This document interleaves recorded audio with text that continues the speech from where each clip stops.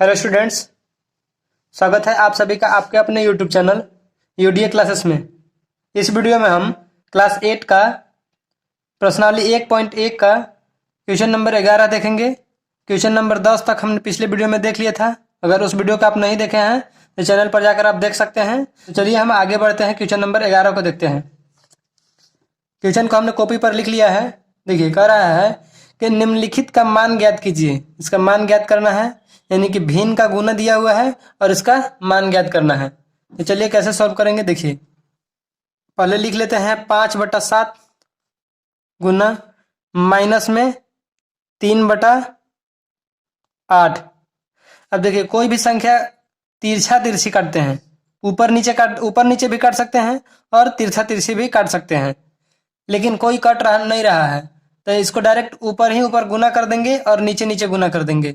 तो 5 तो यह हो जाएगा 15, लिख लेते हैं -15/7×8=56। यही हो गया आंसर। दूसरा प्रश्न है 3/-5 गुना -5/3। अब देखिए, 3 से 3 कट रहा है तो इस 3 से इस 3 को काट देंगे, और 5 से 5 भी कट रहा है, इसको भी काट दिए। अब देखिए, 3 के पहाड़ा में 3 एक ही बार में आया था और 5 के पहाड़ा में भी 5 एक ही बार में आया था। तो माइनस में 1 बटेगा बचेगा, लेकिन माइनस से माइनस खत्म और 1/1 को हम डायरेक्ट 1 लिख सकते हैं। यही हो गया आंसर। चलते हैं अगला प्रश्न सी की ओर। प्रश्न सी हमने लिख लिया है, इसको सॉल्व करते हैं उसी तरह से। देखिए, माइनस में ब्रैकेट में दिया हुआ है, इसको ब्रैकेट से बाहर निकाल लेते हैं। गुना माइनस में 7/8। देखिए, इसके नीचे कुछ नहीं है तो एक तो छिपा ही हुआ है, इसके नीचे कुछ नहीं है तो एक छिपा हुआ है। अब देखिए, कोई संख्या किसी से कट नहीं रहा है, ना ही ऊपर नीचे कट रहा है और ना ही तिरछा तिरछी कट रहा है, तो डायरेक्ट हम गुना कर देंगे। तो चलिए गुना कर देते हैं। -1 गुना -7 करेंगे तो प्लस में आ जाएगा 7। 7 के पहाड़ा एक बार पढ़ेंगे 7 हो जाएगा और माइनस माइनस मिलके प्लस हो जाएगा, बटा 8 एकम 8, 7/8 यही हो जाएगा आंसर। चलते हैं प्रश्न डी की तरफ। डी है 4। अब देखिए, यहाँ पे भागा के चिन्ह दिया हुआ है तो भागा के चिन्ह को हम गुना के चिन्ह में बदल देते हैं। तो गुना के चिन्ह में कर दिए, और ये जो -2/3 दिया हुआ है, तो जब भागा से गुना में चेंज करते हैं तो नीचे वाला ऊपर और ऊपर वाला नीचे चला जाता है, तो 3 ऊपर चला जाएगा और माइनस में 2 जो है, माइनस में 2 नीचे आ जाएगा।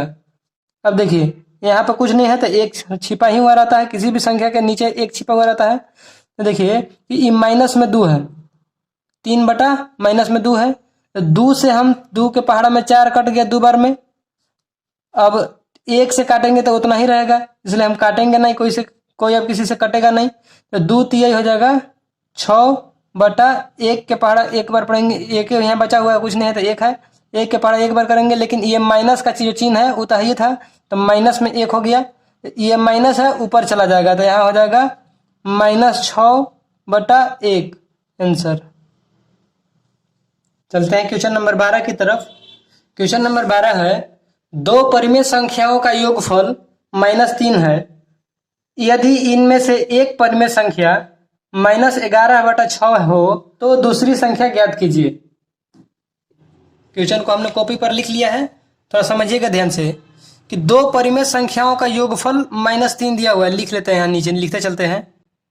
दिया है 2 परिमेय संख्याओं का योगफल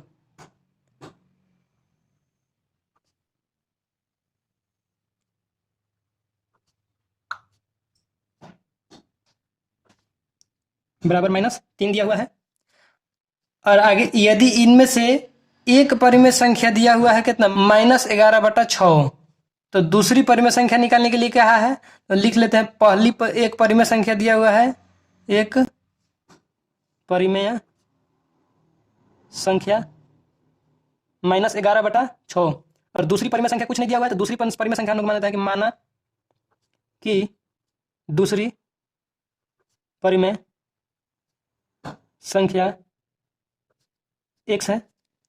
देखिए, अब हमसे पहले ही कहा है क्वेश्चन में कि 2 परिमेय संख्या दिया हुआ है, एक परिमेय संख्या -11/6 दिया हुआ है, एक परिमेय संख्या -11/6 दिया हुआ है और दूसरी परिमेय संख्या पता नहीं है कि क्या दिया हुआ है, और इन दोनों को जब जोड़ते हैं, योगफल करते हैं, योगफल, तो -3 आ रहा है। तो देखिए एक संख्या दिया हुआ है -11/6 और इसमें दूसरी संख्या जो हम माने हैं x, इसको जोड़ते हैं तो आ रहा है -3। अब इसको कैसे सॉल्व करते हैं देखिएगा थोड़ा ध्यान से, कि ये -11/6 प्लस x है, बराबर में 3 आ रहा है, तो हमको x का वैल्यू निकाल देना है, तो दूसरी संख्या भी निकल जाएगा। तो x यहीं रह जाएगा x, और -3 का 3 है, ये पूरा 11/6 है, माइनस में इधर चला जाएगा तो हो जाएगा प्लस में 11/6। अब x बराबर हो जाएगा, यहाँ कुछ नहीं है तो इसके नीचे 1 छिपा हुआ रहता है, दोनों का एलसीएम ले लेंगे, हो जाएगा 6। 6 के पहाड़ा में 6 एक बार में आता है, 1 के पहाड़ा में 6 6 बार में आता है, 6 के पहाड़ा 3 बार पढ़ेंगे तो -18 हो जाएगा, और प्लस के प्लस 6 के पहाड़ा में 6 एक बार में आता है, 1 के पहाड़ा 11 बार पढ़ेंगे 11। x बराबर -18 है प्लस 11 है, तो -18 में से +11 घटाएंगे तो बच जाएगा -7/6। x बराबर हो गया 7/6। यही हो गया दूसरी संख्या, यही हो गया आंसर। दूसरी संख्या लिख देंगे यहाँ पर, दूसरी संख्या बराबर x -7/6। चलते हैं क्वेश्चन नंबर 13 की तरफ। क्वेश्चन नंबर 13 हमने लिख लिया है। क्वेश्चन नंबर 13 है, -1 में क्या जोड़ा जाए कि 7/5 प्राप्त हो। देखिए -1 में क्या जोड़ा जाए कि 7/5 प्राप्त हो जाए, तो जो संख्या जोड़ा जाएगा उस संख्या को हम मान ले रहे हैं x, मान ले रहे हैं कि x जोड़ा जाएगा -1 में तब प्राप्त होगा 7/5। अब x यहीं का यहीं रह जाएगा, और 7/5 ये वाला एक माइनस में है, इधर इधर आएगा तो प्लस में हो जाएगा 1। x बराबर हो जाएगा, कुछ नहीं है तो एक नीचे छिपा हुआ रहता है, एलसीएम हो जाएगा 5। 5 के पहाड़ा में 5 एक बार में आता है, 1 के पहाड़ा 7 बार पढ़ेंगे 7, और प्लस के प्लस 1 के पहाड़ा में 5 5 बार में आता है, 5 के पहाड़ा एक बार पढ़ेंगे 5 होगा। x बराबर 7 और 5 जोड़ देंगे 12 हो जाएगा बटा 5। देखिए -1 में 12/5 जोड़ देंगे तो 7/5 प्राप्त हो जाएगा। यही हो गया हमारा आंसर।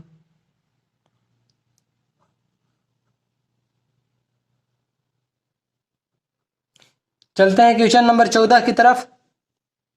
क्वेश्चन नंबर 14 है, दो परिमेय संख्याओं का गुणनफल -12 है, यदि उनमें से एक संख्या -3/4 है तो दूसरी संख्या ज्ञात कीजिए। देखिए क्वेश्चन को हमने कॉपी पर लिख लिया है। इसमें कह रहा है कि दो परिमेय संख्याओं का गुणनफल -12 है, तो लिख लेते हैं। दिया है 2,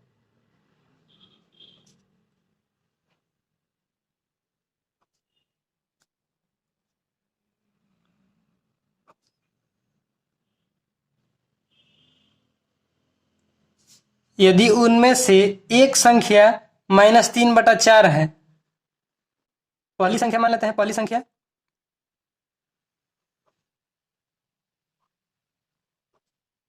-3/4 है, मान लेते हैं दूसरी संख्या, माना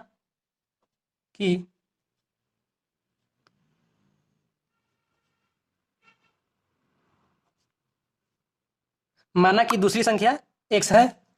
दूसरी संख्या का हम लोग x मान लिए हैं, तो पहली संख्या और दूसरी संख्या को जब गुना करेंगे तो -12 प्राप्त होगा। तो पहली संख्या है -3/4, अब गुना करना है x बराबर में प्राप्त हो जाएगा -12।